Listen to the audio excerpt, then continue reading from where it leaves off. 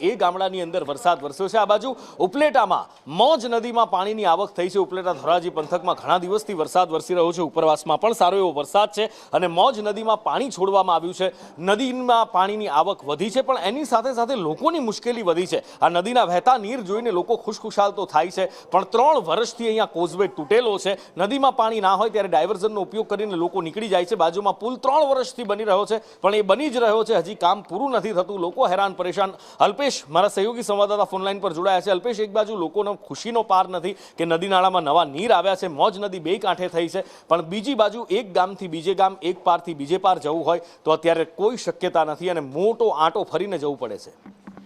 જી, ખાસ કરીને જણાવતો કે ઉપલેટા પંથકમાં અને ઉપરવાસમાં ધોધમાર વરસાદને લઈને મોજ નદી બે કાંઠે વહેતી હોય અને મોજ નદી ડેમ છે એ 100% ભરાઈ ગયો છે અને 6 દરવાજા 4 ફૂટ દરવાજા ખોલવામાં આવેલા છે। નીચાણવાળા વિસ્તારોમાં એલર્ટ કરવામાં આવે છે। જ્યારે વાત કરીએ મોજ નદી પાસે મોજીરા ગામ આવેલું છે, ત્યાં કોઝવે 3 વર્ષથી કામગીરી ચાલુ છે, પણ કોઈ પણ કામગીરીને હજી સંપૂર્ણ રીતે કામગીરી કરવામાં આવેલ નથી, જેથી જ્યારે વરસાદ આવે ત્યારે મોજ નદીના જે પાણી હોય ત્યારે એ કોઝવેમાં ગરકાવ થઈ જાય છે। ત્યારે જે મોજીરાથી અન્ય ગામમાં જવું હોય ત્યારે લોકોને ભારે મુશ્કેલીનો વેઠવાનો વાર આવે છે અને લોકો હેરાન પરેશાન થાય છે, પણ તંત્ર દ્વારા કોઈ કામગીરી કરવામાં આવતી નથી। લોકો અનેક રજૂઆત કરી છતાં કોઈ કામ થતું નથી। જી, અને આગળ એક સમાચાર અત્યારે મોટા મળી રહ્યા છે।